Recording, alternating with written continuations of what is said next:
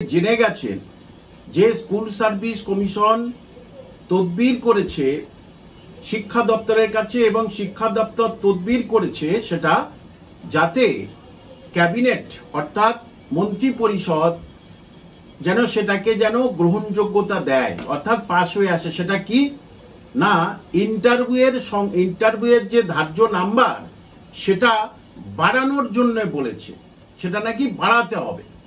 অর্থাৎ একাডেমিক যেহেতু উঠে যাচ্ছে তাহলে ইন্টারভিউটা 10 থেকে আরো কত বাড়ানো যায় সেটা সেখানে তারা নাম্বার হিসাবে লিখে দিয়েছে, কত বাড়াবে। এটা একটা গেল।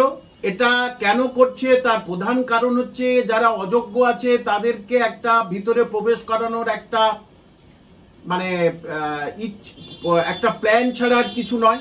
কারণ কেন ভারতবর্ষের কোথাও স্কুলের পরীক্ষায় অনেক রাজ্যে স্কুলের পরীক্ষা ইন্টারভিউ নেই। কারণ ইন্টারভিউটা কোনোদিন একজন মেধা, সে যে সঠিক মেধা তার কিন্তু পরিচয় বহন করে না। লিখিত পরীক্ষা কিন্তু একজন মেধা, সে যে মেধাবী, সে যে জ্ঞান আছে তার, সেইটার কিন্তু প্রমাণ করে। কিন্তু এখানে রাজ্য সরকার চাচ্ছে যে ইন্টারভিউটা বাড়ানো যায়। দেখুন, এটা সূত্র মারফত খবর, যদিও বিজ্ঞাপন যেই বার হবে আর কয়েকদিনের মধ্যে আপনারা নিশ্চয়ই বুঝতে পারবেন।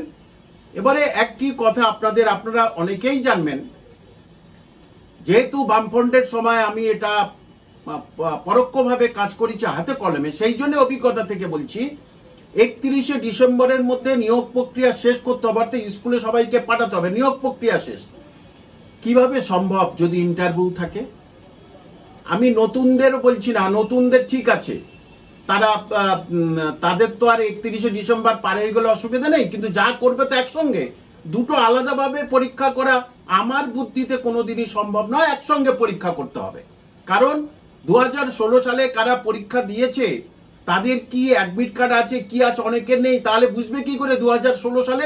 তাহলে একসঙ্গেই পরীক্ষা করানোর বাঞ্ছনীয় বলে আমি মনে করি। সেটা বিজ্ঞপ্তি দিলে আপনারা বুঝবেন। এখন প্রশ্ন, ধরুন মে মাসে বিজ্ঞপ্তি দিল, এই মাসে বিজ্ঞপ্তি দিল, অন্তত আপনাদের পড়াশোনার জন্য 3 মাস সময় দিতে হবে। তাহলে জুন, জুলাই, আগস্ট হলো, ধরি সবচেয়ে কম হলে আগস্ট হলো। তাহলে আগস্টে যদি পরীক্ষা হয় সেপ্টেম্বরের লাস্টে বা এই সরকারের যে হালচাল, তাহলে অক্টোবরের প্রথম উইকে রেজাল্ট বার করলো। আচ্ছা, রেজাল্ট বার করলে আপনারা তো আমরা সবাই জানি এতগুলো বিষয়, 9, 10, 11, 12, গ্রুপ সি, ডি ইত্যাদি, তাহলে এতগুলো এদের ইন্টারভিউ 2-3 মাস লাগবে একদম নিশ্চিত। তাহলে কি হলো, অক্টোবর, নভেম্বর, ডিসেম্বর, এখানে ইন্টারভিউ প্রক্রিয়াটাই শেষ হবে না। তারপরে আবার ইন্টারভিউ রেজাল্ট বার হবে, তারপরে কাউন্সিল হবে অন্তত 2-3 মাস ধরে। তাহলে কি করে হবে বলুন তো? কিভাবে 31শে ডিসেম্বরের আগে এই প্রক্রিয়া শেষ করবে সেটা আমি একদম নিশ্চিত গ্যারান্টি দিয়ে বলতে পারি। যদি ইন্টারভিউ প্রসেস থাকে, ইন্টারভিউ যদি রাখে, তাহলে কিন্তু সেটা সম্ভব নয়। কারণ মাননীয় পার্থ চট্টোপাধ্যায় তিনি এখন জেল খাটছেন।